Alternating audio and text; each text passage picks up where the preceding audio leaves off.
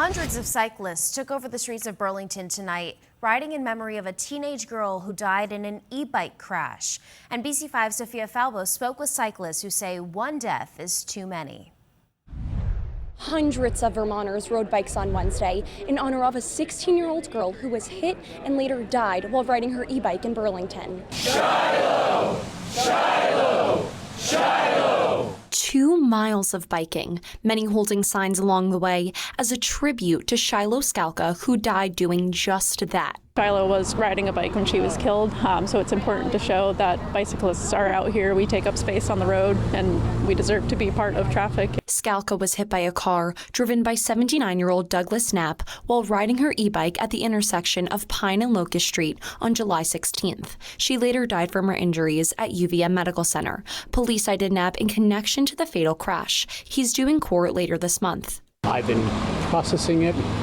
I can say I've just mostly been struggling to, make it day by day and moment by moment. Bike advocacy group Local Motion hosted Wednesday afternoon's critical mass ride. I came out today because I'm grieving, but also because I am so angry. And installed a ghost bike just feet away from Skalka's memorial that is continuously growing. It's a bike that's painted white just to show that this is a spot where a cyclist was killed.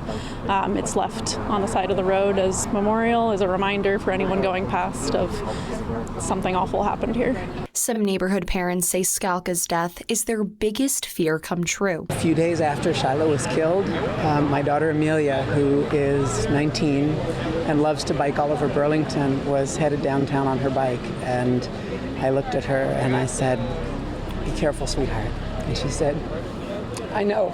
And it's highlighting the need for better protection, now more than ever. The city's slow walk improvements for biking over and over and over, and prioritize convenience for people driving over saving people's lives. And that makes me furious, especially when something like this happens. The ride comes exactly 1 week after Local Motion organized a walk and bike forum for South End residents to suggest ways to make biking feel safer. A memorial fund with more than $1,000 has been set up in remembrance of the beloved teen. Her father saying it's a way to pedal forward and show solidarity with all cyclists. All power to Shiloh and her memory, and more needs to be done for biker safety in Burlington and in Vermont, and I hope this can send that message. Volunteers say Skalka's ghost bike will remain on Pine Street for the next several weeks. In Burlington, Sophia Falbo, NBC5 News.